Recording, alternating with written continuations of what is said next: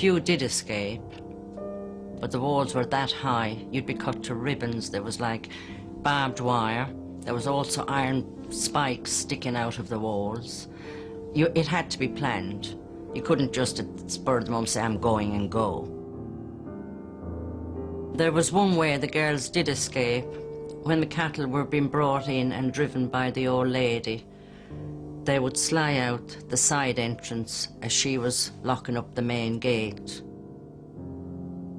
Maggie was letting the cows in, and as she went on ahead, I slipped out the other side. She went that side of the cows, and I slipped out that side, and I went into the street and got away and went straight to my friend's house. And just as I was on top of the street going into my friend's house, the bell started ringing. The nuns didn't like it when anyone escaped, and then all hell would break loose and all the bells would go off, and then we'd be all delighted because we knew somebody had got out once them bells started ringing. The nuns would be scurrying round, really scurrying from one place to the other. I said, let me come in quickly, let me come in quickly. The police will be here in a minute. Where were you? Where were you? What is it? What is it? Were you in prison? I said, no, I was in that madhouse up the road. So she said, oh, come in, come in, come in. She said, what's it all about? What's it all about? And I said, I had a baby, and they put me in there. My parents, father and mother, put me in there. All I could think about was my child. And I found out that he was fostered out. But I couldn't stay around because I was afraid that if they caught up with me, I'd go back again. And if my parents found out where I was, they would send for me. Christina made her way to Northern Ireland to work as a nurse. She had spent 3 years in the Magdalene Asylum before her escape.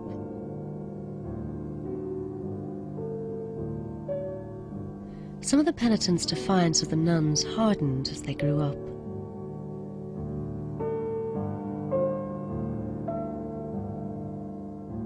I started to rebel. I thought, I'm 21, 22 years of age. I'm going to be here forevermore, you know. I want out.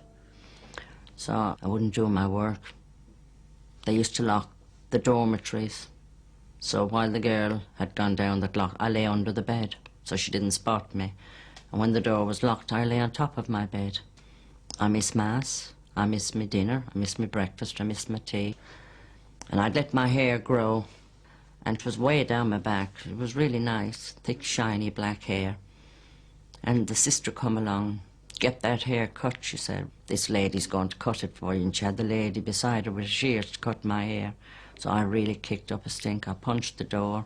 I did lose my temper, but I was determined she wasn't going to cut my hair. And I won. She didn't cut my hair. She left me alone.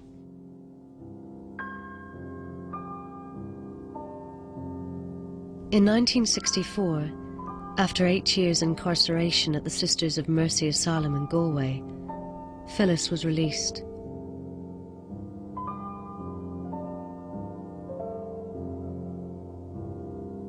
Some of the penitents were eventually tracked down by sympathetic relatives. In 1945, after spending 4 years in a Magdalene asylum, Martha Cooney was rescued by her cousin, Jim.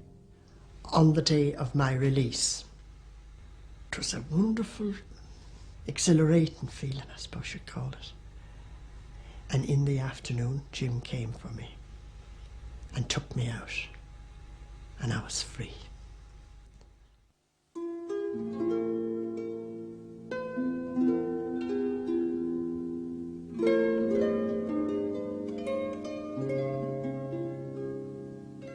Adapting to life outside, though, was an awesome challenge.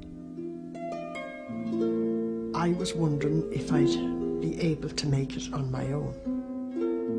And you see, not having seen many people, only the usual, not having seen people dressed up, I mean, the clothes and everything was different.